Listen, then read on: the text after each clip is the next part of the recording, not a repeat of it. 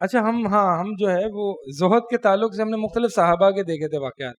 اس میں ہم نے عبیدہ بن جراح کا واقعہ دیکھا تھا, عمر بن خطاب کے موسٹلی ہم نے واقعات دیکھے تھے زہد کے متعلق. اچھا, اب جو کچھ واقعات ہیں کہ یہ صحابہ جو تھے نا ہمارے, ان کو پڑھا کریں. ایسے نہیں ہم جو ہے وہ صحابہ کے لیے مر مٹ جانے کے لیے, ان کو ڈیفینڈ کرنے کے لیے تیار ہو جاتے ہیں, کیونکہ صحابہ ایک انٹرمیڈیٹ ہیں ہمارے اور نبی صلی اللہ علیہ وسلم کے درمیان, کہ آپ صلی اللہ علیہ وسلم کی بات ہم نے سمجھنی کیسے کی جیسے کہ صحابہ سمجھے, دین پر عمل کرنا کیسے جیسے کہ صحابہ نے کیا, پریکٹیکل تھیوری تو ہم پڑھتے ہیں, پریکٹیکل کیسے ہوگا جیسے کہ صحابہ نے کیا, صحابہ اپنی زندگیاں کیسے گزارتے تھے. تو یہ بہت ضروری ہے, صحابہ کی زندگی پڑھنا یہ بہت ضروری ہے کہ انہوں نے, وہ جو لوگ تھے انہوں نے نبی علیہ الصلوۃ والسلام کو کیسے سمجھا. ٹھیک ہے, یہ ہم یہی جو ہے کافی ٹائم سے ہمارا یہی سلسلہ چل رہا ہے. تو اب آپ دیکھیں ہم کچھ میں واقعات یہاں پہ ذکر ہیں, اور ان واقعات کا تعلق جو ہے وہ اس طریقے سے ہے کہ صحابہ اپنے قریبی والدین ہوں, رشتہ دار ہوں, کزنز ہوں, وہ ان کا بھی مطلب اگر ایک طرف یہ آ جائے نا کہ آپ نے دین کو چوز کرنا ہے, اور دوسری طرف یہ آ جائے کہ آپ کے والد ہیں یا آپ کی ماں ہیں یا آپ کی فیملی ہے, ایک طرف دین ہے ایک طرف آپ کی فیملی ہے یا آپ کا قوم قبیلہ یا خاندان ہے, تو صحابہ یہ تو ہمیں پتہ ہے نا کہ کس ہمیں چوز کیا کرنا ہے. جب دونوں آپس میں کلیش کر جائے تو کیا چوز کریں گے آپ, تو نارمل سی بات ہے کہ آپ دین چوز کریں گے. لیکن صحابہ کے سامنے یہ کیسے کلیشز آتے تھے اور صحابہ کس طریقے سے وہ دین کو چوز کیا کرتے تھے, یعنی دین کو پریفر کرتے تھے, تو اس سے ریلیٹڈ کچھ واقعات آپ کو سناتے ہیں. سب سے مشہور واقعہ اس کے ریلیٹڈ جو ہے وہ عبداللہ بن ابے کے بیٹے عبداللہ کا ہے رضی اللہ تعالیٰ عنہ. عبداللہ بن ابے جانتے ہیں نا, منافقین کا لیڈر تھا. تو ان کے جو بیٹے تھے نا وہ صحابی رسول تھے صلی اللہ علیہ وسلم, اور کیا کہتے ہیں, یا رسول اللہ انہو بلغنی انکا ترید قتل عبداللہ بن ابی فیما بلغک عنہ فإن كنت فاعلا فمرنی به. یا رسول اللہ مجھے یہ بات پہنچی ہے, مجھے خبر ملی ہے کہ آپ عبداللہ بن ابی یعنی میرے والد کو آپ قتل کرنا چاہ رہے ہیں, آپ کا ارادہ ہے, تو اگر تو آپ کا ارادہ ہے تو مجھے حکم دیجیے گا, میں قتل کروں گا, میں اپنے باپ کو قتل کروں گا, مجھے حکم دیجیے گا. کیوں؟ فانا احمل الیک رأسہ, میں اس کا سر, اپنے والد کا سر لے کے آپ کی خدمت میں حاضر ہوں گا. فواللہ لقد علمت الخزرج ما كان بها من رجل ابر بوالده مني, کیونکہ یہ اوس اور خزرج یہ قبائل مدینہ جانتے ہیں کہ ان سے زیادہ یعنی مجھ سے زیادہ اپنے والدین کی فرما برداری کرنے والا مجھ سے زیادہ اور کوئی نہیں ہے. یعنی میں اپنے باپ سے اتنا قریب ہوں, اپنے باپ کا اتنا فرما بردار ہوں, اور مجھے یہ ڈر ہے کہ آپ میرے علاوہ کسی اور کو قتل کرنے کا حکم دیں گے, اور پھر وہ میری نظروں سے آگے گزرے گا تو اس کے لیے میرے دل میں نفرت آ جائے گی, اور پھر کچھ اونچ نیچ نہ ہو جائے اور میں اسے قتل نہ کر دوں اور پھر میں کافر نہ ہو جاؤں. آپ سمجھ رہے ہیں لاجک کہاں جا رہی ہے؟ لاجک یہ ہے, یعنی جو عبداللہ ہیں رضی اللہ تعالیٰ عنہ کہتے ہیں کہ یا رسول اللہ آپ کا ارادہ ہے منافقین کو قتل کرنے کا, میرے والد کو قتل کرنا چاہتے ہیں تو مجھے حکم دیں. کیوں؟ کیونکہ اگر کوئی اور قتل کرے گا تو میرا اپنے والد سے اٹیچمنٹ زیادہ ہے, کوئی اور قتل کرے گا تو میں نہیں چاہتا کہ ایک کافر کے بدلے میں مسلمان کو قتل کروں اور پھر سے میں گنہگار ہو جاؤں, تو لہٰذا مجھے آپ حکم دیجئے, میں ہی قتل کروں گا اپنے والد کو. یعنی مطلب کیا ہے کہ اگر آپ صلی اللہ علیہ وسلم انہیں حکم دے دیتے کہ اپنے والد کو قتل کر, تو وہ کر دیتے اور اس کا سر جو ہے وہ آپ صلی اللہ علیہ وسلم کی خدمت لے کے حاضر ہو جاتے. تو کہتے ہیں نبی صلی اللہ علیہ وسلم نے فرمایا بل نترفق به ونحسن صحبته ما بقي معنا, نہیں ہم اسے قتل نہیں کریں گے بلکہ ہم اسے اپنی صحبت میں رکھیں گے جب تک کہ یہ ہمارے ساتھ ہے. اور آپ جانتے ہیں کہ اللہ کے نبی صلی اللہ علیہ وسلم نے ان کو جہاد کی صفوں سے بھی نہیں نکالا حتیٰ کہ وہ خود بھاگے. تو یہ ایک بڑا ہی زبردست, یعنی جہاں پر آپ کی فیملی اور دین اور نبی علیہ السلام آپس میں کلیش کر جائیں. اور بھی کچھ واقعات پڑھ لیتے ہیں اور پھر ہم ذرا اپنی زندگی میں سوچتے ہیں کہ ہم کیا کر سکتے ہیں اور ہماری زندگی میں کیا ایشوز آتے ہیں جب ہمیں اپنے والدین یا اپنی فیملی اور دین کو چوز کرنا پڑتا ہے. ایک اور واقعہ ہے حضرت ابو بکر رضی اللہ تعالی عنہ اور ان کے بیٹے عبد الرحمن کا. فرماتے ہیں کہ عبد الرحمن بن ابی بکر نے فرمایا اپنے والد سے کہ رأیتک یوم احد, फसुक़्तु अन्का, वालिद से फरमा रहे हैं, यानी बेटा वालिद से कह रहा है कि अब्बा जी मैंने आपको ओहद के मैदान में कई दफ़ा देखा और मैंने अपनी तलवार को नीचे कर लिया क्योंकि आप मेरे वालिद हैं, मौका था मेरे पास, कत्ल कर देता। अबू बकर कहते हैं लाकिन्नी लौ रअयतुका मा सुक़्तु अन्का, लेकिन अगर मैं तुझे देखता ना, मुझे मौका मिलता, तुझे मैं छोड़ता नहीं। क्या ईमान था, क्या जज्बा था। तूने तो मुझे छोड़ दिया, मैं तुझे नहीं छोड़ता। बाप की बेटे से ज्यादा मोहब्बत होती है बेटे की बाप से होती है, बाप की बेटे से होती है। आप देखें, लेकिन नबी अलैहिस्सलाम की मोहब्बत सब पर गालिब थी, सब पर गालिब थी। यानी अगर अल्लाह और उसके रसूल की मोहब्बत में कोई भी आ जाए ना, उसको काट के रख दें। Practical tip, how to apply this, will come इंशाल्लाह।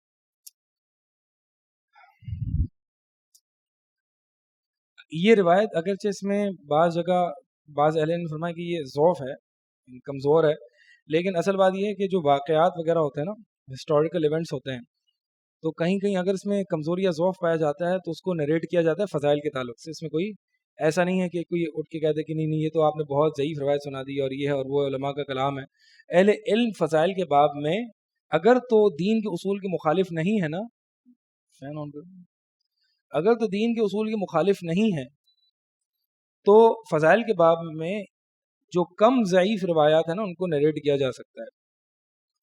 फरमाते हैं कि यानी जो वाक़या है वो ये है कि अबू सुफियान रज़ी अल्लाह ताला अन्हु जब वो मुसलमान नहीं हुए थे तो उनका जो मुआहदा हुआ था, सुलह हुदैबिया का जो मुआहदा हुआ था उनसे, तो वो आप सल्लल्लाहु अलैहि वसल्लम की खिदमत में हाजिर हुए थे ताकि इस एग्रीमेंट को और बढ़ाया जाए, क्योंकि आप सल्लल्लाहु अलैहि वसल्लम फ़तह मक्का पर चढ़ाई करने जा रहे थे। तो मुआहदा ये हुआ कि आप जो है वो थोड़ा सा इसको बढ़ाएं। तो हुआ ये कि अबू सुफियान जो है वो अपनी बेटी, इनकी बेटी है उम्मे हबीबा, जो कि नबी अलैहि सल्लम की वाइफ हैं, ज़ौजा हैं रज़ी अल्लाह ताला अन्हा। तो उनके घर पे आए, नबी अलैहि सल्लम वहाँ पे तशरीफ़ फरमा थे। तो एक चटाई या एक कोई कपड़ा, एक चादर रखी हुई थी ज़मीन पर, तो उस पे अबू सुफियान रज़ी अल्लाह ताला अन्हु आके बैठने लगे, तो उनकी बेटी ने वो चादर हटा ली और क्या फरमाया, बल हुआ फ़िराश रसूलिल्लाहि सल्लल्लाहु अलैहि वसल्लम, ये अल्लाह के नबी अलैहिस्सलाम की चादर और बिस्तर है। वन तमरुन नजसुन मुशरिकुन, और तू मुशरिक है।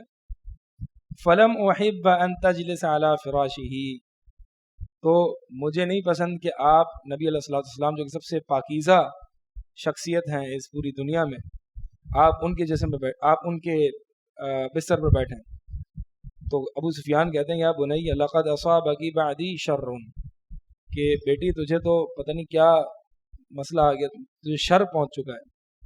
जैसे कि एक बच्चा जो प्रैक्टिसिंग होता है ना, वालिदैन क्या कहते हैं, तो क्या पता नहीं क्या हो गया तुझे, तू मौलवी हो गया है, पागल हो गया, मजनून हो गया, ऐसा होता है ना। किसी के साथ ऐसा हुआ है कि वो दीन पर आया और घर वालों से ये ताने सुनने को मिल रहे हों, क्या हो गया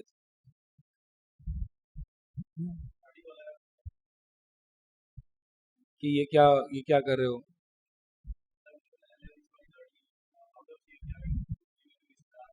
हाँ, छेड़छाड़ करना मुझे,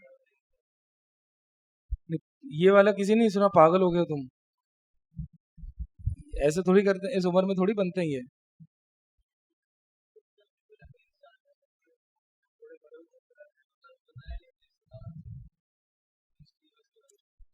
एक्सट्रीमिस्ट हो गए हो, मौलवी हो गए हो, एक्सट्रीमिस्ट हो गए हो, मौलवी हो गए हो, फंडामेंटलिस्ट हो गए हो। अच्छा, वो लोग कह देते हैं एक्सट्रीमिस्ट हो गए हो, तो वो क्या कर रहे होते हैं, मतलब ना करना एक्सट्रीमिज्म नहीं है, करना एक्सट्रीमिज्म है। ये इन्होंने बहुत नुकसान पहुंचाया हमें। अच्छा जनाब, अबू हुज़ैफ़ा रज़ी अल्लाह ताला अन्हु, अबू हुज़ैफ़ा रज़ी अल्लाह ताला अन्हु हज़रत आयशा रज़ी अल्लाह ताला अन्हा से रिवायत है, फरमाते हैं कि नबी सल्लल्लाहु अलैहि वसल्लम ने ग़ज़वा उहद में जो है वो जब हुक्म दिया कि ये जो लाशें हैं उनको कुएं में फेंकी जाएं, बदर में जो कुएं में लाशें फेंकी जा रही थी, तो नबी सल्लल्लाहु अलैहि वसल्लम ने जब हुक्म दिया कि इन मुशरिकों की लाशों को जो है वो कब्र में फेंको, उसमें कुएं में फेंको, तो نبی علیہ الصلوۃ والسلام نے ابو حذیفہ کے چہرے کو دیکھا کہ ابو حذیفہ جو تھے ان کے والد اصل میں غزوہ بدر میں فوت ہوئے تھے. ان کے والد کا نام کیا تھا؟ عتبہ بن ربیعہ. عتبہ بن ربیعہ ان کے والد تھے, کفار کے لیڈرز میں سے تھے. تو حذیفہ کے چہرے کو جب دیکھا نبی علیہ الصلوۃ والسلام نے تو دیکھا کہ بڑے ڈپریشن میں ڈپریسڈ ہوئے ہیں, افسوس کر رہے ہیں. تو فرماتے ہیں یا ابا حذیفہ کأنک کارہ لما رأیت, گویا کہ تجھے یہ چیز پسند نہیں آ رہی جو تو دیکھ رہا ہے. فرمایا یا رسول اللہ, اللہ کے رسول, ان ابی کان رجلا سیدا, میرے والد سردار تھے اور میرے والد سمجھدار انسان تھے. فرجوت ان یہدیہ ربہ الی الاسلام, اور مجھے بڑی امیدیں تھیں اپنے والد سے کہ اس جیسا سمجھدار بندہ جو ہے وہ دین اسلام پر آ جائے گا. اور مجھے اس حالت کفر اور شرک پر دیکھتے ہوئے, اس حالت میں دیکھتے ہوئے کہ اس حالت میں وہ اس دنیا سے رخصت ہوئے ہیں, اس پہ مجھے جو ہے بڑا غم لاحق ہو رہا ہے. تو فلما وقع الموقع الذي وقع احزنني, اس وجہ سے میں بڑا غم زدہ ہوں. فدعا رسول اللہ صلی اللہ علیہ وسلم لابی حذیفہ بخیر, اللہ کے نبی صلی اللہ علیہ وسلم نے ابو حذیفہ کے لیے خیر کی دعا کی. دیکھیں ایک بات یاد رکھیں کہ ہماری فیملی میں سے ایک ہم آپ کو کوئی بڑوں کے خلاف ہونا نہیں سکھاتے, نہ دین آپ کو بڑوں کے خلاف ہونا سکھاتا ہے. یہ بات ہمیشہ یاد رکھیے گا. یہ ایموشنل موٹیویشن اسپیکرز ہوتے ہیں کہ جو آپ کو آپ کے بڑوں سے خلاف کر دیتے ہیں کہ نہیں اٹھ جا, آواز بلند کر, اس کو بٹھا دے, ان کو کچھ نہیں پتا, اور یہ اور وہ ہے, تو جن زی کا ہے, اور وہ پرانے لوگ ہیں اور روایتی لوگ ہیں, ان کو کچھ نہیں پتا. ٹھیک ہے, یہ اس طرح کے موٹیویشن اسپیکرز ہوتے ہیں جو اپنے بچوں کو اپنے والدین سے لڑوا دیتے ہیں دین کے نام پر. لیکن دین اسلام کبھی ایسا نہیں کرتا. دین اسلام کہتا ہے کہ حق پر ثابت قدم رہو, اور ساتھ ساتھ اگر والد مشرک بھی ہے تو اس کی اچھی کمپینینشپ اور اچھی صحبت اختیار کرو, اور ان کی اس دنیا میں ان کی فرما برداری کرو جب تک کہ وہ تمہیں شرک کا حکم نہ دیں. شرک کا حکم دیں تو نہ ماننا. ٹھیک ہے, تو بڑے پیار اور محبت بھرے انداز میں ابراہیم علیہ السلام کو دیکھیں نا, والد صاحب جو ہے وہ ان کو نکال رہے گھر سے باہر, اور ابراہیم علیہ السلام یا ابتی یا ابتی, اے میرے پیارے ابا جان, میرے پیارے, جب تک مجھے منع نہیں کیا جائے گا, میں جب تک زندہ ہوں میں آپ کے لیے استغفار کروں گا. کتنا اچھا انداز ہے. تو اصل مسئلہ میں آپ کو بتاؤں کہاں آتا ہے, بات تجربے سے بتا رہا ہوں. جو ایک ہی گھرانے میں یا ایک ہی رشتہ داروں میں جو دین کی وجہ سے جو کلیش آ جاتا ہے نا, ٹھیک ہے, وہ زیادہ تر اس کی جو بنیادی وجہ ہوتی ہے وہ آپ کا عقیدہ یہ نہیں ہوتا کہ وہ آپ کے عقیدے, یعنی جو اس طرح کے جو اپنے بچوں کو جب وہ پریکٹسنگ ہوتا ہوا دیکھتے ہیں نا, تو ان کو اصل میں آپ ان کی مینٹیلٹی سمجھیں, وہ اتنے اپنے عقیدے پر پکے نہیں ہوتے کہ وہ آپ کے عقیدے کی کوئی مخالفت کرنا شروع کر دیں گے. ٹھیک ہے, تو اصل جو بنیادی وجہ ہوتی ہے, جتنے لڑائی جھگڑے ہو جاتے ہیں, آپ کا اچھے طریقے سے اس ایشو کو ڈیل نہ کرنا. آپ کی دین کی غیرت اپنی اچھی جگہ ہے. آپ کو پتا ایک شخص تھا, میں اس کو جانتا تھا, وہ دین پر نیا نیا آیا, اور دین پر ماشاءاللہ بڑا جذباتی اور بڑی غیرت. ہاں نہیں, ایک ہی دن میں اس نے سب چھوڑ دیا, اور موویز اور یہ سب کچھ بالکل مطلب جو ہے نا یو ٹرن مار دیا. تو گھر پہ کیا کیا, گھر پہ گیا, دیکھا کہ میری ماں اور بہن جو ہیں وہ ٹی وی پہ موویز دیکھ رہے ہیں. گیا اور ٹی وی لیا اور توڑ دیا, نیچے گرا دیا. میں جب ایسے چینج ہوں تو میں یہ ڈیمانڈ کروں گا کہ سب ایسے ہی چینج ہوں. اب یہ جو اس طرح کے جب رویے ہوتے ہیں نا, یہ اصل پرابلمٹک ہوتے ہیں, اور یہ خاندان میں یا والد میں اور بچے میں لڑائی جھگڑے کروا دیتے ہیں. اگر دیکھیں وہ مسلمان ہے, یہ بات یاد رکھیں, وہ کافر نہیں ہے. جو موسٹلی ہم بیٹھے ہیں, مطلب سارا ہمارا ساتھ تو یہی ہے, والدین ہمارے مسلمان ہیں, دین اسلام کو اچھا سمجھتے ہیں, لیکن وہ کہیں نہ کہیں ان کے دل و دماغ میں یہ بات, بہت سے لوگوں کے دماغ میں یہ بات ہے کہ آج مولوی بن جاؤ گے تو یہ ہو جائے گا, علماء ایسے ہوتے ہیں, علماء ویسے ہوتے ہیں. تو یہ اس چیز کو لے کے بڑے ہوئے ہیں, انہوں نے 40-50 سال یہ بات سنی ہے کہ یہ جو مولوی ہوتے ہیں نا, یہ بیکار قسم کے لوگ ہوتے ہیں. دین اسلام اچھا ہے لیکن یہ جو مولوی اچھے نہیں ہیں. تو اصل مسئلہ وہاں پر آ رہا ہے کہ اگر یہ مولوی ہو جائے گا تو پتہ نہیں کیا کہاں پھنس جائے گا, کہاں چلا جائے گا, اس کو کوئی اٹھا لے گا وغیرہ وغیرہ. تو اصل بات یہ ہے کہ ان چیزوں کو اپنی باتوں کے ساتھ کلیئرٹی کے ساتھ اپنے گھر میں ڈسکس کیا کریں, ٹھیک ہے. اگر والد صاحب غصہ کر رہے ہیں یا والدین غصہ کر رہے ہیں تو اس کو اچھے طریقے سے اخلاق کے دائرے میں رہتے ہوئے ڈیل کریں. کوئی بھی کسی کے ساتھ بھی نیچرل ہے, کسی کے ساتھ بھی ہوگا. اگر آپ کا بچہ کل جس کو آپ نے پکڑ کے چلنا سکھایا, جس کو آپ نے ہاتھ سے کھانا کھلایا, وہ کل کو آپ کو اٹھ کے کہہ دے کہ ابا جان یہ جو آپ نے جتنی پوری زندگی گزاری نا فارغ ہے, آپ فارغ ہیں. یعنی ایک بچہ جب دین پر آتا ہے, ٹھیک ہے, تو گویا کہ اپنی زبان سے نہیں لیکن اپنے حال سے ہی بتاتا ہے کہ ابا جی آپ کو زندگی گزارنا نہیں ہے, زندگی گزارنی تو ایسے ہے, عقل مند تو میں ہوں, آپ بے وقوف ہیں. مسئلہ تب ہوتا ہے جب یہ حال زبان سے نکل آتا ہے. یہ تو ہمارا حال تھا نا جو ہم بتا رہے ہیں. اب اس حال کو نگیٹ کرو یا اس کو طریقے سے بیلنس کرو زبان سے جو اچھے الفاظ نکال کے, جیسے کہ ابراہیم علیہ السلام نے کہا کہ میرے پاس وہ دلیل آ چکی ہے جو آپ کے پاس نہیں آئی ہے, قرآن ذکر ہے. تو بھائی یہ ہمیں بھی ایسے اس طرح کے لوگ ملے تھے جب ہم تھوڑے سے پریکٹسنگ ہوئے تھے نا, تو ہمیں اس طرح کے کچھ لوگ مل گئے تھے جو ہمیں وہ ابھی سے ہی تو وہ ہو گیا, یہ ہو گیا, وہ ہو گیا ہے, بس دے مار سارے چار ختم کر, یہ کر دے وہ کر دے, کوئی نہیں سننا, یہ نہیں کرنا وہ نہیں کرنا. پر آگے آگے ایکسپیرینس اور میچیورٹی سے یہ باتیں سمجھ میں آئی کہ ہم نے کتنی فضول حرکتیں کی تھیں اپنے بڑوں سے. ہم نے جب سسٹم سے ہم نے, یعنی پہلے تو چھوٹے سسٹم سے جو ہے وہ ہم نے سٹارٹ کیا کہ جب بڑے سسٹم سے لڑنا ہے تو پہلے چھوٹے سسٹم سے تو لڑیں. یہ جو آپ کو جو ساحل ادیم صاحب سکھاتے ہیں نا بڑے سسٹم, اب بڑے سسٹم کی لڑنے کے لیے آپ کو پہلے آپ کو اپنی ماؤں سے لڑواتے ہیں. پتہ ہے آپ کو, آپ نے ان کو سنا یا نہ سنا ہو, بہرحال ہم نے ان کو کچھ سنا ہے, تو وہ آپ کو اپنے والدین سے پہلے لڑوائیں گے اور کہے گا کہ پہلے یہ چھوٹا سسٹم ہے اس کی تو مخالفت کر تو. یعنی بائی ڈیفالٹ مخالفت ہے, بائی ڈیفالٹ مخالفت نہیں ہے, مخالفت ہے لیکن طریقے سے ہے, ادب کے دائرے میں, اخلاق کے ساتھ ہے. تو بہرحال یہ صحابہ کا جو مطلب جب انہیں چوز کرنا پڑتا تھا نا تو وہ اس طریقے سے چوز کیا کرتے تھے, طریقہ ہوتا تھا اس کا. مار دھار کرنا اور بدتمیزی کرنا, اس سے معاملات اور خراب ہوتے ہیں. کبھی بھی کسی کو آپ بدتمیزی کر کے نہیں سمجھا سکتے.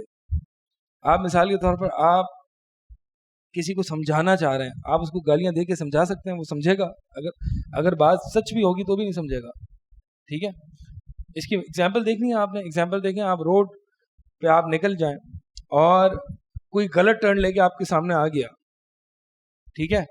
اب آپ اس کو ایک دو گالی نکالیں گے اور بالکل غصے کی شکل سے دیکھیں گے تو اس کو پتہ ہے بالکل کلیئر کٹ اس کی غلطی ہے, وہ سامنے آ گیا, لیکن اس کے باوجود وہ آپ کو 4 گالیاں نکالے گا کہ میری غلطی نہیں تھی.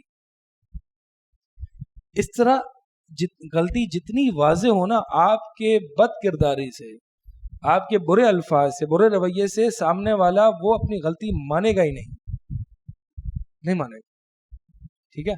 تو بات یہی ہے کہ اور پھر تو یہ تو ہمارے بڑے ہیں, اگر تو کہیں غلط ہیں تو ان کو سمجھانا چاہیے.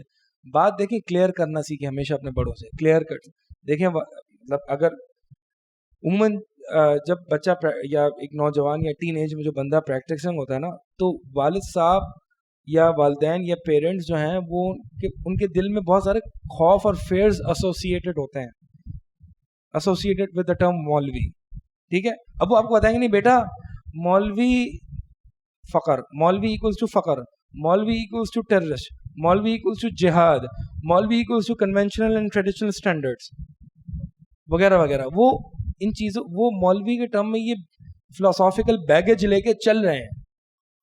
تو آپ اپنے گھر والوں کو سمجھائیں گے دیکھیں جی میں وہ نہیں ہوں کہ جو پھٹ پھٹانے والے لوگ ہیں, میں وہ نہیں ہوں کہ جو میں کھڑے ہو کے چوک پہ جو ہے وہ حکمرانوں کو للکاروں, میں یہ سب نہیں ہوں, میں خالص قرآن حدیث میں چلنے والا ہوں. کلیئر کرنا سیکھیں.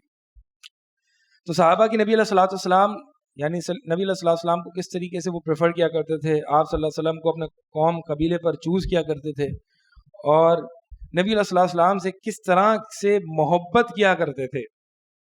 حضرت عائشہ رضی اللہ تعالیٰ عنہ فرماتی ہیں ایک شخص نبی علیہ الصلوۃ والسلام کے پاس آیا اور کیا فرمایا کہ انک لاحب الی من نفسی، کہ یا رسول اللہ آپ مجھے میرے اپنے آپ سے زیادہ محبوب ہیں، وانک لاحب الی من ولدی، اور میرے بچوں سے بھی زیادہ آپ مجھے بڑھ کر محبوب ہیں، وانی لاکون فی البیت فاذکرک فما اصبر حتی آتی فانظر الیک، کیا فرماتے ہیں کہ میں اپنے گھر میں ہوتا ہوں اور مجھے آپ یاد آ جاتے ہیں، صبر نہیں ہوتا، آپ کے پاس آ جاتے ہیں، آپ کی مجلس میں حاضر ہوتے ہیں، آپ کی حدیثیں سنتے ہیں، دل ٹھنڈا ہو جاتا ہے، سکون ملتا ہے آپ کی حدیثوں کو سن کے، اور پھر فَإِذَا ذَكَرْتُ مَوْتِي وَمَوْتَكَ، پھر میں اپنی اور آپ کی وفات کو یاد کرتا ہوں کہ آپ نے بھی اس دنیا سے جانا ہے ایک دن، میں نے بھی جانا ہے، تو جب میں یہ موت کو یاد کرتا ہوں تو یہ تو مجھے پتا ہے کہ جب آپ جنت میں جائیں گے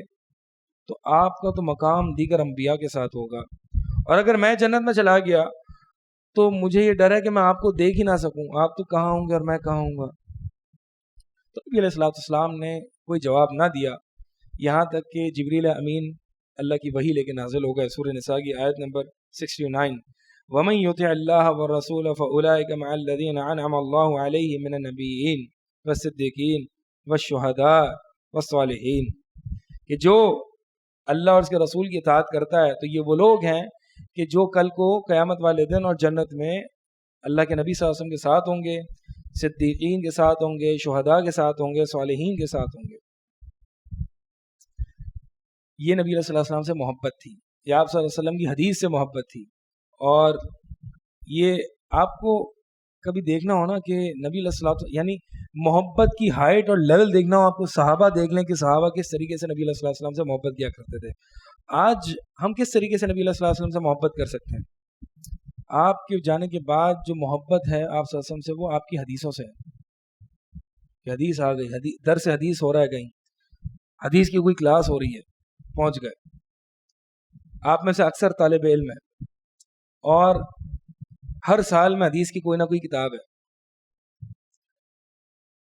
یہ ڈیسائیڈ کر لیں اور یہ نیت کریں کہ حدیث کی کلاس ہے، انشاءاللہ جلدی پہنچوں گا اس حدیث کی محبت کی خاطر۔ پھر آپ دیکھیں اللہ تعالیٰ حدیث کی محبت آپ کے دلوں میں کیسے ڈالتا ہے، پھر آپ کے لیے دنیا کی زندگی میں کوئی سکون، کوئی آرام نہیں ہوگا مگر سوائے سماع حدیث کے۔ سماع حدیث ایک ٹھنڈک ہے، دل کی راحت ہے، اور یہ محدثین جو ہے نا یہ فیل کیا کرتے تھے حدیث کی ٹھنڈک اور حدیث کی راحت کو۔ تو طریقہ کیا ہے؟ ویسے تو ہماری کلاس کے لیے آ رہے ہیں، آج حدیث کی کلاس ہے، آج جلدی پہنچوں گا میں، صرف تاکہ اللہ تعالیٰ دیکھے کہ میں حدیث سے کتنی محبت کروں اور پھر اس پر عمل بھی کریں۔ جب ہم جو حدیث کی کلاس میں پڑھ رہے ہوتے ہیں نا، تو چونکہ میں پڑھاتا بھی ہوں اور میں حدیث کی کلاس بھی پڑھاتا ہوں، تو اکثر لوگ جو ہوتے ہیں وہ سن لیتے ہیں، پڑھ لیتے ہیں اور پھر چلے جاتے ہیں، اور پھر دوبارہ سے ایگزام سے پہلے تیاری کرتے ہیں۔ حدیث پڑھنے کا طریقہ جو ہوتا ہے نا وہ یہ ہوتا ہے کہ حدیث جو ہم پڑھ رہے ہیں استاد سے، استاد اگر کوئی عملی یا پریکٹیکل بات بتا رہا ہے تو اس کو اپنے پاس نوٹ ڈاؤن کر لیں تاکہ عمل بالحدیث ہو جائے، عمل بالحدیث۔ امام احمد رحمہ اللہ کا عمل بالحدیث ایسا تھا کہ انہوں نے یہ حدیث پڑھی کہ نبی علیہ الصلوۃ والسلام نے حجامہ کروایا اور حجامے کے چارجز بھی حجامہ کرنے والے کو دیے۔ تو امام احمد نے جب یہ حدیث پڑھی کہ نبی علیہ الصلوۃ والسلام نے جو حجامہ کی فیس ہے وہ حجامہ کرنے والے کو دیے، تو خود حجامہ کروانے کی ضرورت نہیں تھی، کروایا اس نیت سے کہ میں کرواؤں اور پھر میں اس کی فیس حجامہ کرنے والے کو دوں، صرف اس لیے۔ تو آپ دیکھیں کس طرح سے سلف صالحین حدیثوں پر عمل کیا کرتے تھے۔ تو جو حدیث کی کلاس لے رہے ہیں نا آپ، کون سی کلاس میں؟ سیکنڈ؟ فرسٹ میں عمدۃ الاحکام ہے، تھرڈ ایئر میں کون سی ہے؟ منہۃ العلام ہے۔ تو استاد اپنی باتوں میں کہیں نہ کہیں آپ کو پریکٹیکل امپلیمنٹیشن بتا رہے ہوں گے، وہ آپ نے نوٹ کرنی ہے، اور عموماً پتہ بھی ہوتی ہیں، ٹھیک ہے، یاد دہانی ہو جاتی ہے۔ تو اپنے پاس ایک ڈائری بنا لیں کہ جس میں ٹو ڈو کی لسٹ بنا لیں کہ وہاں پر اوپر ہیڈنگ ڈال دیں عمل بالحدیث، حدیث پر جو ہے وہ میں نے عمل کرنا ہے. عمل کریں گے تو اللہ تعالیٰ وہ علم دے گا کہ جو آپ نے سیکھا نہیں، اور اگر عمل نہیں کریں گے تو اللہ تعالیٰ وہ بھی علم لے لے گا جو آپ نے سیکھ لیا ہے. اسی لیے آپ دیکھیں سلف کی اور محدثین کی اور ہمارے جو علماء ہیں نا، وہ بہت زیادہ پی ایچ ڈیز اور یہ ٹائٹل ہولڈرز اور یہ ساری ڈگری ہولڈرز نہیں ہوتے، ان کے پاس علم بہت ہوتا ہے. بہت بڑی شاید لائبریری بھی نہ ہو. یہ تو کہ آج ہم 1400 سال بعد ہر صدی کی جو ہم کتابیں اکٹھا کر کے جو اتنی بڑی لائبریری بن جاتی ہے، صحابہ کے پاس کیا تھا، تابعین کے پاس کیا تھا، لیکن ان کا علم کیسا تھا. تو اصل علم یہ نہیں ہے کہ میرے پاس انفارمیشن اور ڈیٹا بہت زیادہ ہے، اصل علم جو ہے وہ اللہ کی خشیت اور عمل کا نام ہے. علم ایک انسان کو کے دروازے پر نوک کرتا ہے اور عمل ڈیمانڈ کرتا ہے. اگر عمل آتا ہے تو پھر علم ٹھہر جاتا ہے، علم داخل ہو جاتا ہے، اور اگر عمل نہیں آتا، رسپانس نہیں آتا، تو پھر علم چلا جاتا ہے. تو عمل بالحدیث، لوگ کہتے ہیں ہم پریکٹیکلی کیسے اپلائی کریں. تو جو بھی حدیث پڑھیں اس میں اپنے پاس بہت زیادہ بڑی لسٹ نہ بنائیں. اس سے ہوگا یہ کہ آپ جو ہیں وہ بہت زیادہ، جب لسٹ ایگزاسٹو ہو جائے گی تو پھر آپ عمل نہیں کر سکیں گے. ایک ایسا عمل جو میں نے آج سیکھا ہے، ٹھیک ہے، مثال کے طور پر ابھی ہم نے حدیث پڑھی تھی حال میں کہ حضرت ابو ہریرہ رضی اللہ تعالی عنہ فرماتے ہیں کہ میرے خلیل یعنی میرے بیسٹ فرینڈ نے مجھے 3 چیزیں ایڈوائز کی. میرے خلیل نے مجھے 3، یعنی نبی علیہ السلام. ایک کہ وتر پڑھے بغیر نہ سونا، وتر پڑھے بغیر نہ سونا. اور اہل علم فرماتے ہیں کہ شاید ابو ہریرہ رضی اللہ تعالیٰ عنہ کی جو علمی خدمات اور حدیث کو یاد کرنا، اس کو روایت کرنا آگے، تو اس وجہ سے شاید وہ رات کو بیچ میں نہ اٹھ سکتے ہوں یا کوئی پریشانی ہو، تو اس لیے نبی صلی اللہ علیہ وسلم نے، ورنہ تو افضل یہی ہے کہ رات کے آخری حصے میں سو کے دوبارہ اٹھ کے وتر پڑھی جائے تہجد کے ساتھ. ٹھیک ہے. دوسری نصیحت کیا کی؟ مہینے کے 3 روزے نہ چھوڑنا، ہر مہینے 3 روزے رکھ لینا، اور وہ کوئی بھی دن ہو سکتے ہیں. بہتر یہ ہے کہ 13، 14، 15 کے ایام 20 کے روزے رکھے جائیں. اس سے ہوگا یہ کہ پورے سال کے روزے کا ثواب مل جائے گا، کیونکہ ایک نیکی کا کم سے کم 10 برابر ثواب ہوتا ہے. تو 3 روزے مہینے کا ثواب ہو گیا، اور پھر ہر مہینے رکھیں گے تو پورے سال اور پوری زندگی کا ثواب ہوگا.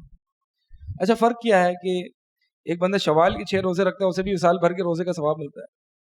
ایک بندہ مہینے کے 3 روزے رکھ لیتا ہے، اس کو بھی سال بھر کے ثواب ملتا ہے. کیا فرق ہے؟ ثواب ایک ہی ہے. تو وہاں پہ میں 36 روزے رکھ کے سال بھر کے ثواب کو سمیٹ رہا ہوں، اور یہاں پہ میں مہینے کے 3 روزے رکھ کے سال کے ثواب کو سمیٹ رہا ہوں. ہاں تو 12 مہینے لگا لینا. کتنے ہیں؟ زیادہ آسان کیا ہے؟ بات یہ ہے کہ جو شوال کے جو 6 روزے ہیں نا، اس کو رکھ کے اہل علم فرماتے ہیں کہ پورے سال کے فرض روزوں کا ثواب ملتا ہے، چھوٹا ثواب نہیں ہے. اور جو ہر مہینے کے 3 روزے رکھنے ہیں، اس سے نفلی روزوں کا ثواب ملتا ہے پورے سال کے. بہت بڑا فرق ہے. تو بہرحال آپ یہ ٹرائی کر کے دیکھیے گا. یہ ٹو ڈو لسٹ میں آپ کی بھی آ گیا انشاءاللہ. ہر مہینے 3 روزے رکھنے ہیں، 3 روزے. اس سے انسان بیلنس میں رہتا ہے. بیلنس آؤٹ ہو رہا ہوتا ہے نا ہمارا. رمضان کے بعد کتنا بیلنس یہاں ہم آؤٹ ہو جاتا ہے، اور پھر 1-2 مہینے فکر ہوتی ہے، اور پھر تیسرے مہینے یار وہ بھی گیا، وہ فکر بھی نہیں ہوتی.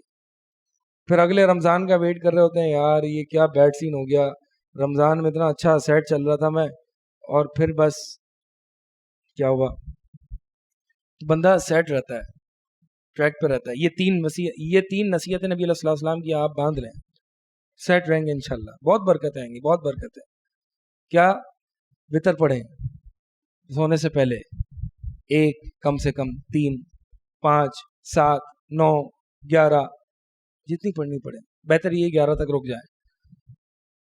ٹھیک ہے. دوسری کیا ہے کہ مہینے کے 3 روزے رکھیں.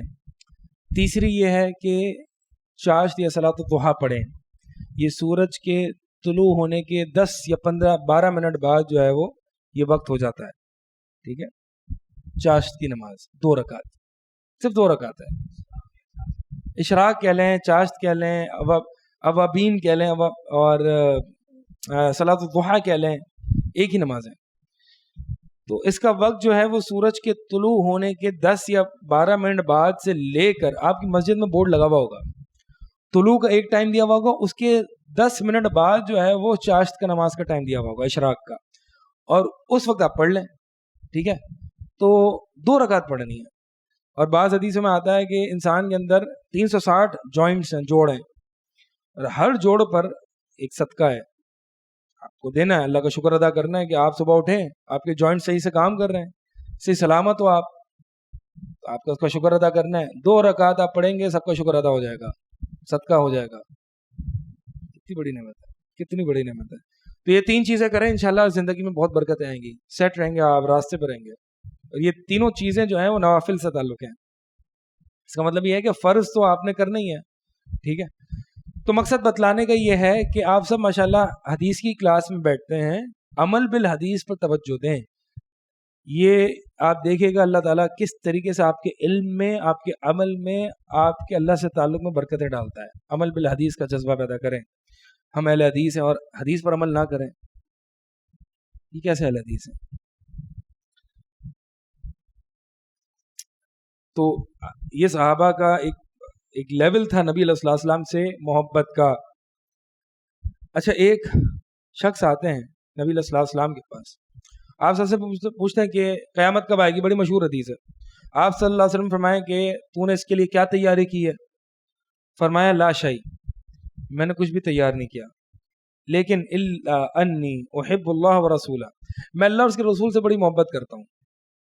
میرے پاس بہت زیادہ نفلی روزے نمازیں کچھ نہیں ہیں, لیکن میں اللہ اور اس کے رسول سے بہت محبت کرتا ہوں. تو نبی علیہ الصلوۃ والسلام نے فرمایا انت مع من احببت, کہ تو کل کو اسی کے ساتھ ہوگا جس سے تو محبت کیا کرتا تھا. انس بن مالک جو اس حدیث کو نریٹ کرتے ہیں وہ کہتے ہیں فما فرحنا بشیء فرحنا بقول رسول اللہ صلی اللہ علیہ وسلم, کہ فما فرحنا بشیء, ہمیں اتنی خوشی اور کسی دن نہیں ہوئی یا اور کسی چیز سے نہیں ہوئی جتنا نبی علیہ الصلوۃ والسلام کے اس حدیث مبارک کو سن کے ہوئی. تو فرماتے ہیں کہ انت من احببت, تو فرماتے ہیں کہ انا احب النبی, انس بن مالک کہتے ہیں میں نبی علیہ الصلوۃ والسلام سے محبت کرتا ہوں, ابو بکر سے کرتا ہوں, اور عمر بن خطاب رضی اللہ تعالیٰ سے کرتا ہوں, وارجو ان اکون معهم بحبی ایاہم, اور مجھے امید ہے کہ کل کو میں انہی کے ساتھ ہوں گا ان سے محبت کرنے کی وجہ سے. دل میں محبت رکھنا بھی جو ہے نا ان لوگوں کے لیے بڑی بات ہوتی ہے. ہم تو نالائق ہیں, ہم ان سے محبت کر کے اور جو ان کو برا بھلا کہے ان کو ڈیفینڈ کر کے ہم کل کو انشاءاللہ امید کر سکتے ہیں کہ کل بھی ہم بھی ان کے ساتھ ہی ہوں. تو اور ایک اور حدیث میں آتا ہے کہ وہ ابو ذر کی روایت ہے, فرمایا کہ الرجل, ابو ذر فرماتے ہیں کہ اللہ کے رسول, ایک شخص ہے اور وہ ایک کسی قوم سے محبت کرتا ہے, ولا یستطیع ان یعمل بمثلہم, اور وہ ایک قوم سے محبت کرتا ہے, ایک گروہ سے محبت کرتا ہے, لیکن وہ عمل اس جیسا نہیں ہوتا. تو اللہ کے نبی علیہ الصلوۃ والسلام نے یہی فرمایا کہ اے ابو ذر, تو اسی کے ساتھ ہوگا کل کو قیامت والے دن جس سے تو محبت کرتا ہے. بھائی یہ جو محدثین کی جماعت ہے نا, مجھے اتنی حدیثوں کی گہرائیاں نہیں پتہ, مجھے اتنی حدیثوں اصول حدیث نہیں آتی, لیکن یہ جو محدثین ہیں نا میں ان سے بڑی محبت کرتا ہوں. امام بخاری ہیں, امام دارقطنی ہیں, سفیان ثوری ہیں, سفیان بن عیینہ ہیں, امام احمد بن حنبل ہیں, امام ابو داؤد ہیں, امام نسائی ہیں, یہ محدثین کی جماعت ہے. ہمیں محدثین جیسا علم نہیں ہے, ہمیں حدیثوں کا علم بھی نہیں ہے, لیکن ہمیں ان سے محبت بڑی ہے, ہمارا عمل ان کے مطابق نہیں ہے. تو انشاءاللہ کل ہم یہ امید کر سکتے ہیں کہ کل ہم ان کے ساتھ ہوں گے. لوگ جو آج ہر بندہ کسی نہ کسی کیٹیگری میں آ کے لوگوں کو تان کرنا شروع کر دیتے نا, ہم شعوری طور پر اور لاشعوری طور پر اس کا حصہ بن جاتے ہیں. سوشل میڈیا پہ لائک کر کے, شیئر کر کے, جی میں تو مذاق میں کر رہا تھا, میں تو ایسے ہی کر رہا تھا, تفریح کر رہا تھا, میں تو تفریح میں شیئر کر دیا میں نے, اور تفریح میں وہ جو شیئر کیا ہے وہ شیئر کرتے کرتے وہ جو جس چیز کو شیئر کیا وہ علماء کا مذاق ہو رہا تھا. مولویوں کو مذاق اڑا رہے تھے. بتائیں یہ فضیلت ملے گی ہمیں؟ یہ ہم ان سے محبت کرتے ہیں؟ بھائی ایک بات بتاؤں, جو بندہ جس قوم سے محبت کرتا ہے نا, کبھی بھی اس کے بارے میں مذاق تو کیا غلط بات بھی سننا پسند نہیں کرتا. تو لہٰذا یہ جو سوشل میڈیا کلچر ہے نا, for the sake of entertainment اور مذاق اور تفریح, ہم میمز بنا کے, دوسروں کی میمز بنا کے مولوی اور ملا اور علماء کے بارے میں شیئر کرتے ہیں, صحابہ کے بارے میں اس طرح کی بات کہتے ہیں. تو ان لوگوں کو نہ شیئر کیا کریں, نہ سنا کریں, نہ لائک کیا کریں, اپنی فرینڈ لسٹ سے نکال دیں جو اس طرح کی باتیں آپ کے دل میں ڈالتا ہے. دل بڑے کمزور ہیں. تو شعوری اور لا شعوری طور پر ہم کہیں نہ کہیں حصہ بن جاتے ہیں ان چیزوں کا, مذاق میں ہی. مذاق میں کیا ہمیں یہی ملے, ہم ان کا ہی مذاق اڑائیں؟ یہ اللہ کے دین کو ریپرزینٹ کرتے ہیں, یہ مسلمان کی علماء کی آئیڈینٹی ہے. یہ علماء کون ہوتے ہیں؟ کون ہوتے ہیں بھائی علماء؟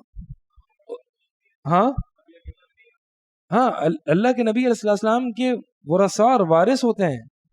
اور یہ ہمیں بتا رہے, دیکھیں جو بھی ہم علماء کی بات کرتے ہیں نا, علماء حق کی بات کرتے ہیں, علماء سو کی بات نہیں کر رہے ہم. تو یہ انڈرسٹوڈ سی بات ہے. تو جو بھی علماء بتاتے ہیں نا, وہ اللہ اور اس کے رسول کی ترجمانی کرتے ہیں. اگر اختلاف ہو سکتا ہے, اور یہ ہمیں یہ حق دیا گیا ہے کہ ہم علماء سے اختلاف کر سکتے ہیں, لیکن اپنی سوچ اور رائے کے مطابق نہیں, بلکہ علماء ہی کی سوچ اور رائے کے مطابق. ٹھیک ہے, مثال کے طور پر کچھ ایک عالم دین ہے, اس نے کوئی ایسی بات کہہ دی اور دیگر علماء نے اس کو سپورٹ نہیں کیا, تو ٹھیک ہے آپ اختلاف رکھ سکتے ہیں. لیکن کل کو میں اٹھ جاؤں اور میں کہوں کہ آپ کو ایسے کرنا چاہیے, آپ کو ویسے کرنا چاہیے, اور ہر بندہ آج کوئی پوڈ کاسٹ کرا رہا ہے, دو جاہل بیٹھ کے پوڈ کاسٹ کرانا ہے کہ علماء کو کیا کام کرنا چاہیے. یعنی یہ ایسے ہی ہے کہ مثال کے طور پر دو او لیولز کے, جس نے بھی ابھی او لیولز پاس کیا ہے, وہ دو ساتھ بیٹھ کے ایک پوڈ کاسٹ کرا رہے ہیں کہ فزکس کیسی ہونی چاہیے, فزسسٹ کیسے ہونے چاہیے, سلیبس کیا ہونا چاہیے. کیا کہیں گے آپ؟ کریکولم طے کر رہے ہیں کس چیز کا؟ یونیورسٹی کے بیچلرز یا ماسٹرز کا, او لیولز پاس کیا. ٹھیک ہے, تو بات یہی ہے کہ آج یہ جو ہم شعوری اور لاشعوری طور پر لبرلز کی زبانی بول دیتے ہیں نا, کہ اور بات میں جو ہے وہ علماء اچھے خاصے, ہم نے لوگوں کو دیکھا اچھے خاصے. تو بات یہ ہے کہ نہ ہم علماء کو کوئی خدا بنا رہے ہیں, بلکہ علماء کا جتنا مقام ہے نا ورثۃ الانبیاء کا, اتنا مقام تو دے نا, کم از کم اتنا مقام تو دے. ڈفرینس آف اوپینین ہو سکتا ہے, ان سے ڈس اگریمنٹ ہو سکتی ہے, لیکن رسپیکٹ اور احترام کے دائرے میں. ایک آخری حدیث ہم پڑھ لیتے ہیں, ایک آخری روایت. عروہ بن مسعود, نبی علیہ السلام کی یعنی صحابہ کی آپ صلی اللہ علیہ وسلم سے محبت کیسی تھی, اس کا اندازہ لگائیں, دیکھیں ذرا. عروہ بن مسعود جو کہ اس وقت مسلمان نہیں ہوئے تھے, صلح حدیبیہ کے موقع پر کفار کی طرف سے بطور ریپرزینٹیٹیو آئے. عروہ بن مسعود نبی علیہ السلام سے اگریمنٹ کرنا تھا, معاہدہ کرنا تھا. بہرحال جو بھی اگریمنٹ کیا, اور کچھ روایت میں آتا ہے کہ وہ بار بار نبی علیہ السلام کی داڑھی مبارک پر ہاتھ لگا رہے تھے, اور ساتھ میں جو ہے وہ صحابہ کھڑے تھے اور تلوار کی نوک اس کے ہاتھ پر رکھ رہے تھے کہ ہاتھ اپنا دور رکھ آپ صلی اللہ علیہ وسلم کی داڑھی مبارک سے, ہاتھ بھی رکھنے نہیں دے رہے تھے. تو بہرحال وہ جب مسلمانوں سے مل کے اپنی قوم میں واپس گئے, عروہ جب اپنی قوم میں واپس گئے, تو اس پورا مسلمانوں کا جو حدیبیہ کے موقع پر انہوں نے چھوٹا سا ایک منظر دیکھا نا, کہ یہ لوگ اپنے نبی کے ساتھ کیسے ہیں, وہ بیان کیا. کیا کہتے ہیں؟ فواللہ, اللہ کی قسم, ما تنخم رسول اللہ نخامۃ الا وقعت فی کف رجل منہم. اللہ کی قسم یہ ایسے لوگ ہیں, یعنی تم کن لوگوں سے لڑنے جا رہے ہو, دیکھو تو صحیح. یہ وہ لوگ ہیں کہ نبی علیہ السلام کوئی تھونکتے نہیں تھے, کوئی بلغم نہیں نکالتے تھے, مگر وہ گرنے سے پہلے, زمین پہ گرنے سے پہلے صحابہ کے ہاتھوں میں ہوتا تھا. وَإِذَا أَمَرَهُمْ ابْتَدَرُوا أَمْرَهُ, اور جب آپ صلی اللہ علیہ وسلم کو ان کو حکم دیتے تھے تو وہ یہ کمپیٹ کرتے تھے آپس میں کہ کون آپ کے حکم کو جلدی بجا لائے گا. وَإِذَا تَوَضَّأَ كَادُوا يَقْتَتِلُونَ عَلَى وُضُوئِهِ, کہ جب آپ صلی اللہ علیہ وسلم وضو کیا کرتے تھے تو آپ کے استعمال شدہ وضو والا جو پانی جو استعمال شدہ ہے، یہ صحابہ گویا کہ قریب ہے کہ لڑ پڑیں گے اس پانی کو لینے کے لیے. وَإِذَا تَقَلَّمَ خَفَضُوا أَصْوَاتَهُمْ عِنْدَهُ، اور جب آپ صلی اللہ علیہ وسلم کوئی بات کہتے تھے تو اپنی آوازوں کو وہ پست کر دیا کرتے تھے. آپ صلی اللہ علیہ وسلم کوئی بھی بات ہوتی اپنی خاموش ہو جاتے تھے. وَمَا يُحِدُّونَ إِلَيْهِ النَّظْرَ تَعْظِيمًا لَهُ، اور اپنی آنکھوں کو اوپر اٹھا کے نہیں دیکھتے تھے آپ صلی اللہ علیہ وسلم کی طرف، آپ کی تعظیم اور عزت کی وجہ سے. اور ایک بعض روایت میں آتا ہے صحابہ فرماتے تھے کہ نبی صلی اللہ علیہ وسلم کی جب مجلس میں ہم ہوتے تھے تو گویا کہ پرندے ہمارے سروں پر بیٹھے ہوئے ہیں، ایسی حالت ہوتی تھی ہماری. کیا مطلب ہے اس کا بتائے گا؟ غور سے سنتے ہیں تو پرندوں کا کیا تعلق ہے اس سے؟ موومنٹ نہیں ہوتا. پرندے کہاں بیٹھتے ہیں؟ جو چیز اسٹیشنری ہوتی ہے، ہلتی نہیں ہے. تو وہ اتنا اسٹیشنری ہو کہ آپ صلی اللہ علیہ وسلم کی حدیثوں کو سنتے تھے کہ پرندوں کو لگتا تھا یہ کوئی ان اینیمیٹ آبجیکٹس ہیں، کوئی یہ اسٹیشنری چیزیں ہیں. تو اتنا اسٹل ہو کے سنتے تھے آپ صلی اللہ علیہ وسلم. اور یہ محدثین اور علماء کا طریقہ رہا ہے حدیث پڑھتے پڑھاتے وقت کہ آپ نے دیکھا ہوگا، مثال کے طور پر آپ دیکھیں ذرا، شیخ صالح عثیمی کا نام سنا ہے کسی نے؟ وہ برنامے جو بڑے بڑے پروگرامز کراتے ہیں، یعنی بڑے بڑے سے مراد ڈیوریشن ان کی بہت پورے دن کی ہوتی ہے، اور وہ اس عمر میں پورا دن بغیر کوئی بریک کے کرسی پہ بیٹھ کے جو ہے وہ درس حدیث دے رہے ہوتے ہیں. ہم سے سننا تو دور ہے، دیا بھی نہیں جاتا، اتنی دیر بولا ہی نہیں جاتا اسٹل. اور آج بھی ایسے لوگ موجود ہیں. اور ہمارے ایک استاد تھے، اللہ تعالیٰ ان کو رحم فرمائے، ان کی حفاظت فرمائے.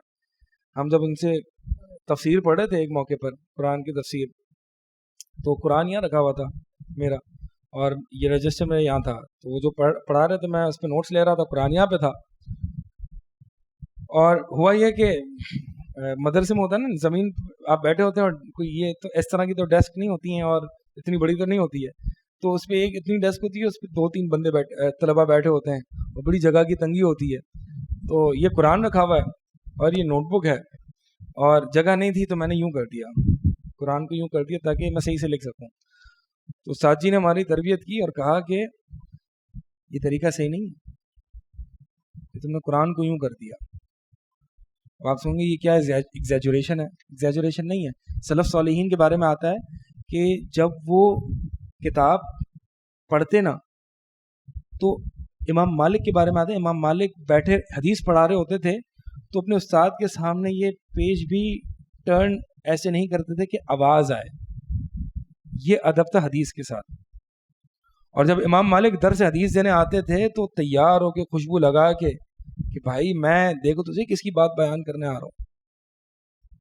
یہ رسپیکٹ ہوا کرتی تھی ان کے دلوں میں نبی علیہ السلام کی حدیث اور آپ صلی اللہ علیہ وسلم کے اقوال سے متعلق.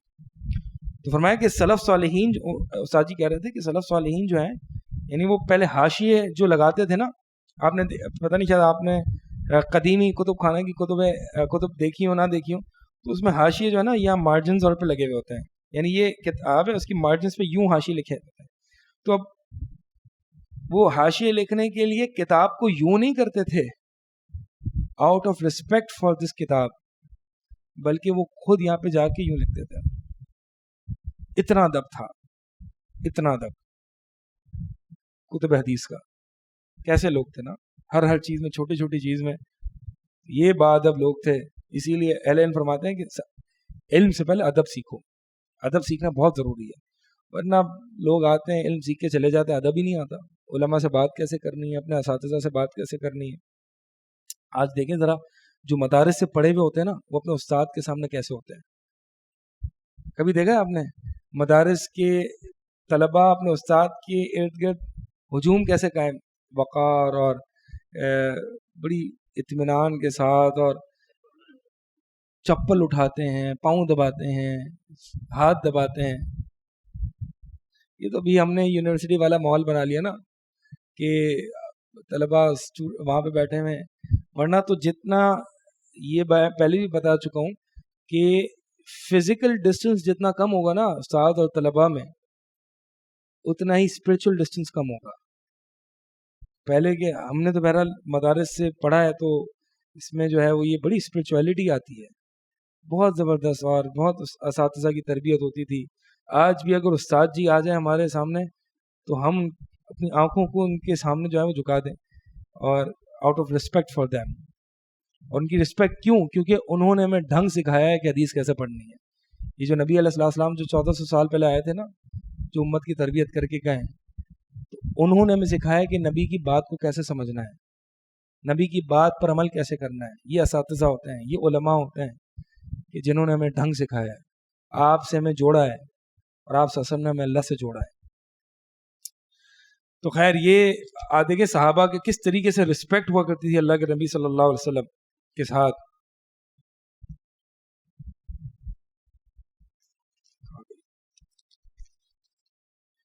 تو فرمایا فرجع عروۃ الی اصحابہ، عروہ اپنے قوم قبیلے میں واپس گئے اور کیا کہتے ہیں، اے میری قوم، واللہ لقد وفدت علی الملوک ووفدت علی قیصر وکسری والنجاشی. بھائی میں کوئی چھوٹا آدمی نہیں ہوں، تم جانتے ہو میں بڑے بڑے وفد جو ہے وہ بڑے بڑے ممالک میں لے کے جایا کرتا ہوں، کسریٰ، قیصر، نجاشی وغیرہ کی طرف میں لے کے جا چکا ہوں.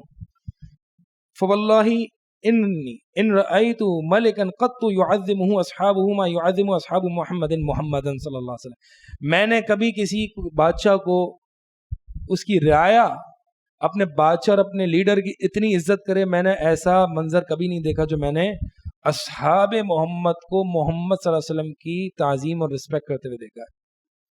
یہ تعظیم اور رسپیکٹ تھی نبی علیہ السلام کی. تو الغرض مقصد یہ ہے کہ جو یہ بات یاد رکھیے گا کہ جو اپنے اساتذہ کی رسپیکٹ کرتا ہے اور اپنے ٹیچرز کی رسپیکٹ کرتا ہے نا، اور اپنے بڑوں کی رسپیکٹ کرتا ہے، وہی ہے جو دنیا میں آگے کچھ مقام بنا سکتا ہے. لیکن جہاں پر وہ چیلنجنگ پوزیشن پر آ جائے کہ میرے استاد کو تو کچھ نہیں آتا، میرے ٹیچر کو کچھ نہیں آتا، اس کو تو بولنا بھی نہیں آتا، اس کو تو پڑھانا نہیں آتا، تو وہاں پر انسان کی اپنی بربادی قریب ہو جاتی ہے. سبحانک اللہم و بحمدک اشہد ان لا الہ الا انت.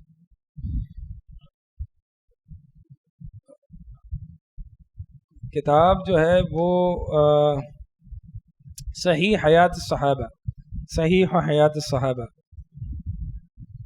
یہ ہے محمد یوسف الکاندھلوی ہیں. ہاں کاندھلوی صاحب کی. اصل میں ان کی جو کتاب تھی نا وہ حیات الصحابہ کے نام سے بڑی مشہور کتاب ہے، لیکن اس میں بڑی موضوع روایات وغیرہ ہیں. ٹھیک ہے، تو ان موضوع اور ضعیف روایات کو جو ہے وہ کسی صاحب نے جو ہے اس کتاب صحیح حیات الصحابہ کے نام سے یہ مرتب کر دی، اور وہ موضوع روایت جو ہے اس میں سے ہٹا دی ہیں. میرے خیال میں انڈین ہے، دیوبندی ہیں.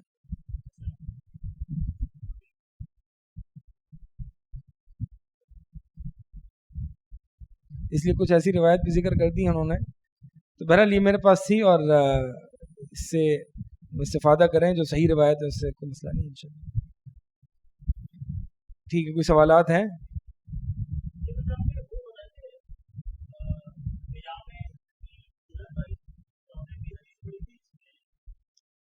ایک درہم، ایک دینار.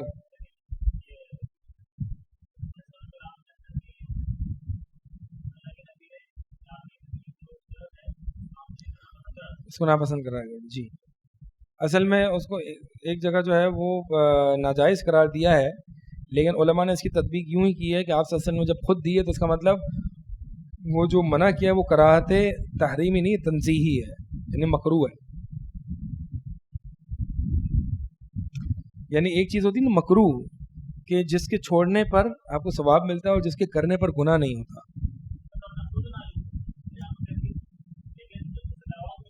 دے دوں جی جی، جو لینے والا ہے اس کے لیے مکروہ ہے. ہاں اصل میں بات یہی ہے کہ ان چیزوں کی اجرت جو ہے وہ بہرحال اس کی اہل علم نے کئی توجیحات ذکر کی ہیں کیوں مکروہ ہے اور کیوں ناپسندیدہ ہے.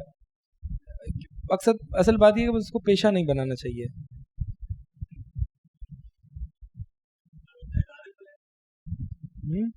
بس وہی ہے نا کہ حرام نہیں ہے یہ، اہل علم فرماتے ہیں کہ پسندیدہ نہیں ہے یہ اس کی اجرت.